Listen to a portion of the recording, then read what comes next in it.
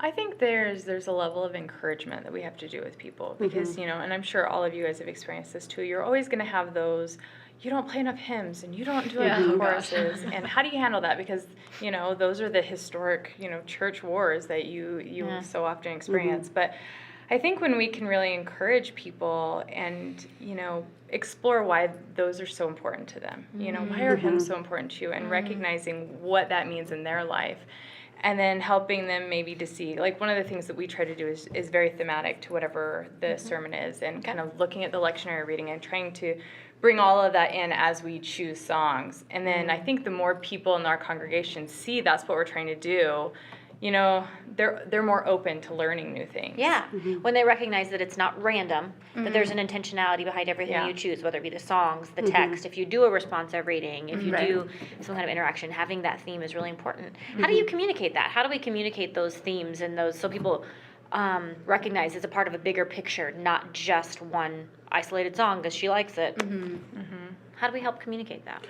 I mean, I think if you're truly tying together, songs that are going around the same theme, especially if it goes along with, the sermon series that your pastor is preaching on, I think you can do it in lots of different ways with, the things that you have in your sanctuary that speak to that theme, the backgrounds you choose for your slides, the colors that are on the cross, all those different little nuances kind of play into that, and the words that you say in between the songs can kind of speak to that theme and what your heart is, and then I think it really just comes down to being worshipful, in the moment, forgetting all the distractions, not looking at who's there and who's not there, and that just can be a distraction. It can be, and so I just look over everyone's head because it helps me stay in the moment and to really be true to worship, and I think that speaks volumes, and people are receptive to that, even if it's not a thing they particularly love. If you can kind of promise that you're going to incorporate different things in as you go without sticking to one particular thing, and one Sunday might be heavy on this, and one Sunday might be heavy on that, but you're going to get back around to it. That helps. Well, and I think people just really want to feel heard. Yes, absolutely. So if you say, that's a great idea. Can you tell me what songs you would love to hear, and find ways to incorporate those intentionally? Yeah, I do that too, and that really does help especially some of the older people that have particular hymns that are their favorites. That we haven't sung this one in a really long time. Okay, I'll try to work that in. It's interesting. One of the worship pastors that I really admire, he says even to other pastors, we don't take requests because for the very purpose of that, it creates a culture of consumerism. To say, well, you want that? Oh, then surely let me incorporate that. And not like that's not valuable, but are there ways that we can better educate our people to say, this is not something you come to consume. This is something that you come, a service in which you participate, in which you can, to something you contribute to. How are the ways that we can really help our people move beyond consumerism into a participation? How can we challenge that? I mean, I think demonstrating it, again, is one of the key things. And then as you work with your worship teams, have them really focus on being able to demonstrate that too. I was listening to a Tom Rainey podcast about worship, and one of the things that he mentioned to create like a participatory atmosphere is even just the setting. Like instead of like having like it's so dark and the spotlight is just on the stage. Yeah, we've quit doing that. So it's like brighten it up so that they really feel like they're part of it instead of just watching. Right. Yeah, because that does kind of send the message that you are an observer. Yeah. And you are observing someone else do the actual work of worship. Right. So what are some of the things that you hope to gain from these next 24 hours, 36 hours, being a part of this conference? What are some questions you bring that we're going to propose to the panel, or some various issues that you'd like them to address that might speak to your current situation? Resources for me. I'm brand new in the position. I kind of got thrown into it.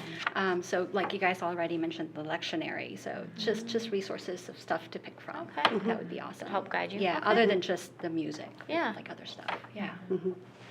Sorry, go ahead. Well, I was just going to say, I think that out of the box worship ideas, when you don't have a guitarist every week, or some of those things that I think so often we feel like are key pieces, how can you still, because I mean, we know just our voices can bring glory to God, but how do we do that in a way that, I don't know, just kind of encourages the congregation at the same time. Yeah. I think there is a workshop actually on worship in the very small church setting, so that would probably be really beneficial. One thing that I really appreciated from just the worships that we just did was it was so it was one unit. You know, there was a front and an end, and it was very clear. There was directed participation, and I co-pastor and my husband is not a fan of the responsive readings, and I love them. I think they're so great. You know, he's like, they're weird, and so but I loved how he integrated things so smoothly and so cleanly. And I would, with just this theme of the glory of God and just really recognizing the lordship of Christ, and I really appreciated that. And I hope that maybe he would offer some more. And the use of scripture throughout, and the scriptures as prayers, and the scriptures as responsive readings. And I liked how that very integrated. Yeah. Another challenge I think we might consider is that each week our people, you know, they come and they are immersed in a worship service for about 60 minutes, maybe 75, you know. But then the rest of the week they are just inundated by other liturgies, you know, liturgies of, you know, of consumerism, of patriotism, all of the nationalism, all these other narratives that are shaping them in, they're malforming them, they're shaping them in poor ways, not into the image of Christ. And so what are the ways that we can take advantage of those 75 minutes to really shape our people into Christ-like paths, into cruciform patterns that will carry them through the week? They remember their identity throughout the week. You know what I mean? How can we look at this not as simply we sing because we sing, that's just what we do, but we sing and we worship and we read and we respond in order to shape our people in such a way that they are equipped to have a counter narrative to all of the things that just inundate them day by day.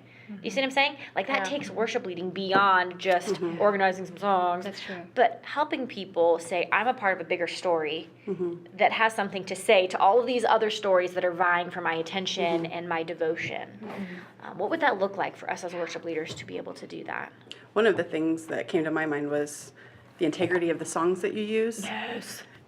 There are a lot of songs that I don't like for one reason or another, theologically, or there's a word that implies something to a lot of people that isn't what was intended, or at least we wouldn't read it that way.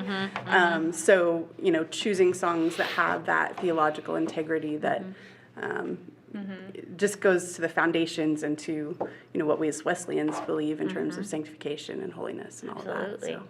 There's been certain songs that I've actually like tweaked the words here and there. I'm Yes, like, I've done not that sure too. if this is legal, but I'm gonna go ahead and do it anyway.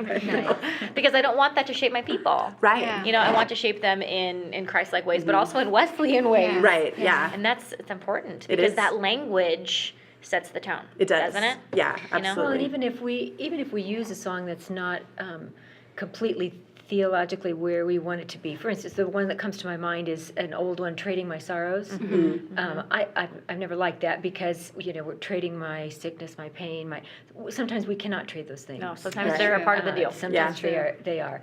But okay, so we're in a position where the special speaker says, "I want this song," so we can say, you know, friends, we know that it's not, you know, we know this isn't 100% accurate, that we can't trade some of these things, but we do find our joy in the Lord, and we can, and you know, joy does come along the journey, and so we can kind of prepare our folks in the times when we're sort of stuck with a song. I have changed words, and then I've been chastised by my musician friends for Whatever. changing their songs or not getting permission. Okay. But I just like to fly under the radar. There you They don't go. need to know. Yep, Yeah, exactly. You don't need to know. it's just If out you- there messing home. Just on Facebook. For most people, if you just change it on the slide, they're just going to sing what's on the slide anyway. That's true. Very true. But I as a musician, I must Yes. go on record. Yes, and you are say right. Yes. we should get We permission. should get permission. Yes, we It's should. true.